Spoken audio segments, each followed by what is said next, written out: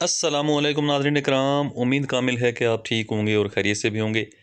नाज़रीन इकराम, आज फिर एक नई वीडियो के साथ मैं आपकी खिदमत में हाज़िर हूँ। उम्मीद है कि आपको वीडियो पसंद आएगी। वीडियो पसंद आएगी तो वीडियो को लाइक लाजमी कीजिएगा, मेरे चैनल को सब्सक्राइब कीजिएगा और वीडियो को दूसरे दोस्तों के साथ भी शेयर कीजिएगा ताकि किसी और का भी फ़ायदा हो। तो नाज़रीन इकराम, आज की मेरी वीडियो का जो टॉपिक है वो है बादाम छिलकों के साथ खाना चाहिए या छिलके उतार के खाना चाहिए। ये बहुत बड़ी हकीकत है, इससे किसी ने आज तक कोई पर्दा नहीं उठाया, लेकिन आज मैं पर्दा उठा रहा हूँ। तो नाज़रीन इकराम, हिस्ट्री क्या कहती है और हुक्मा क्या कहते हैं, डॉक्टर रज़ा क्या कहते हैं, ये अलग कहानी है। लेकिन नाज़रीन इकराम, मैं आपको छिलकों के हिसाब से जो फ़ायदे बचाऊँगा तो वो भी बहुत ज़्यादा फ़ायदे हैं, लेकिन छिलकों के हिसाब से जो फ़ायदे हैं वो तकरीबन जो है एक लंबी चौड़ी कहानी है। अगर मैं लंबी चौड़ी कहानी में पढ़ूँगा तो आपको जो है काफ़ी टाइम आपका ज़ाया हो जाएगा, वीडियो बहुत लंबी हो जाएगी। तो नाज़रीन इकराम, छिलके उतार कर बादाम उन लोगों को खाने चाहिए, जिन लोगों को खाने चाहिए वो भी मैं आपको बताऊंगा, और छिलकों के समेत जिन लोगों को खाने चाहिए वो भी मैं आपको बताऊंगा। छिलकों के समेत क्या फ़ायदे हैं और छिलकों के बगैर क्या नुकसानात हैं ये भी मैं आपको बताऊंगा, और छिलकों के जो नुकसानात हैं ख़ास करके वो कितने हैं ये भी मैं आपको बताऊँगा।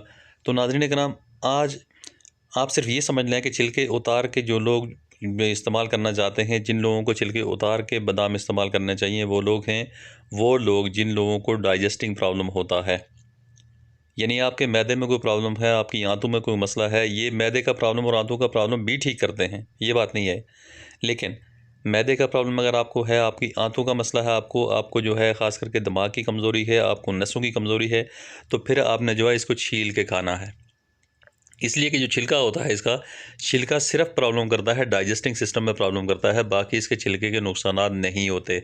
छिलके के बल्कि फ़ायदे होते हैं, नुकसानात नहीं होते। छिलका जो है वो तकरीबन हार्ट अटैक से बचाने में भी आपको मदद करता है, और छिलके के बहुत सारे और भी फ़ायदे हैं जो इसमें जो है अब ऐसे कंपाउंड मौजूद होते हैं कि जो आपकी जो बीमारियाँ होती हैं, ख़ास करके दायमी बीमारियाँ जो होती हैं उनमें जो है उनसे निजात हासिल करने के लिए इसको इस्तेमाल किया जाए तो ज़्यादा बेहतर है। तो नाज़रीन इकराम, छिलके का कोई ख़ास नुकसान नहीं है। छिलके का नुकसान सिर्फ इतना है कि डाइजेस्टिंग प्रॉब्लम जिन अफराद को भी है तो उनको जो है ये प्रॉब्लम कर सकता है, डाइजेस्ट होने में ये मसला करता है, देर से हाज़म होता है, बाकी इसमें कोई इशू नहीं है। तो नाज़रीन इकराम, आप जब भी इस्तेमाल करें बादाम, तो बादाम जिन लोगों का ख़ास करके डाइजेस्टिंग सिस्टम ठीक है, जिन लोगों को जो है बीमारी इतनी ज़्यादा जो है मैदे के हवाले से, आंतों के हवाले से कोई ख़ास बीमारी नहीं है, तो उनको जो है छिलकों के साथ इस्तेमाल करना चाहिए। जिन लोगों को ख़ास करके बीमारी जो है ख़ास करके मैदे की है, आंतों की है, डाइजेस्टिंग प्रॉब्लम की है, तो उनको जो है छिलके के बगैर इस्तेमाल करना चाहिए। रात को भिगो के रखें तो सुबह को जो है उसको इस्तेमाल कर सकते हैं। 5 दाने, 7 दाने, 3 दाने, 5 दाने, 7 दाने, इसके ऊपर आप इस्तेमाल इसको रोज़ाना की बुनियाद पे ना करें तो ज़्यादा बेहतर है। जितना कम मिकदार में करेंगे इतना फ़ायदा ज़्यादा होगा। तो नाज़रीन इकराम, उम्मीद है कि आपको समझ आ गई होगी कि डाइजेस्टिंग प्रॉब्लम जिन लोगों को है उनको छिलके उतार के खाना चाहिए, और जिन लोगों को ख़ास करके जो अफराद इस मर्ज़ का शिकार हैं, ख़ास करके मैदे के हवाले से, आंतों के हवाले से, तो उनको जो है डाइजेस्टिंग प्रॉब्लम जो है ज़्यादा होती है, तो उनको छिलके उतार के खाना जो है बादाम ठीक है, कोई मसला नहीं है। 3 दाने, 5 दाने, 7 दाने रोज़ाना रात को आप जो है पानी में भिगो के रख लें, सुबह को उठ के आप छिलका उतारें, फिर आप इसको खा जाएँ। ये आपकी दिमागी जो है सलाहियत के लिए भी बहुत ज़बरदस्त है, आंतों के लिए बहुत ज़बरदस्त है, पेट के लिए बहुत ज़बरदस्त है, डाइजेस्टिंग सिस्टम के लिए बहुत ज़बरदस्त है, और बहुत सारे प्रॉब्लम ऐसे हैं कि जो आपके दर्दों के हवाले से हैं उनको भी ठीक करने के लिए बहुत ज़बरदस्त है। बादाम के ऊपर मेरी पहली वीडियो जो है काफ़ी तफसील से बनी हुई है, वो भी आप देख सकते हैं। मेरे चैनल पे आप जाएँ, विज़िट करें, आप देख सकते हैं। तो नाज़रीन इकराम, वो अफराद जो ख़ास करके डाइजेस्टिंग सिस्टम में जो है प्रॉब्लम है उनको अच्छी खासी, तो उनको जो है छिलके उतार के खाना चाहिए। जिन लोगों को नहीं है तो वो ऑलरेडी इसी तरह खा सकते हैं, कोई इशू नहीं।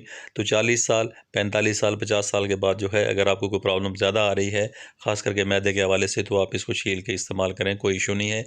तो नाज़रीन इकराम, उम्मीद है कि आपको वीडियो पसंद आई होगी। वीडियो पसंद आई है तो वीडियो को लाइक लाजमी कीजिएगा, मेरे चैनल को सब्सक्राइब कीजिएगा, और वीडियो को दूसरे दोस्तों के साथ भी शेयर कीजिएगा ताकि किसी और को भी फ़ायदा हो।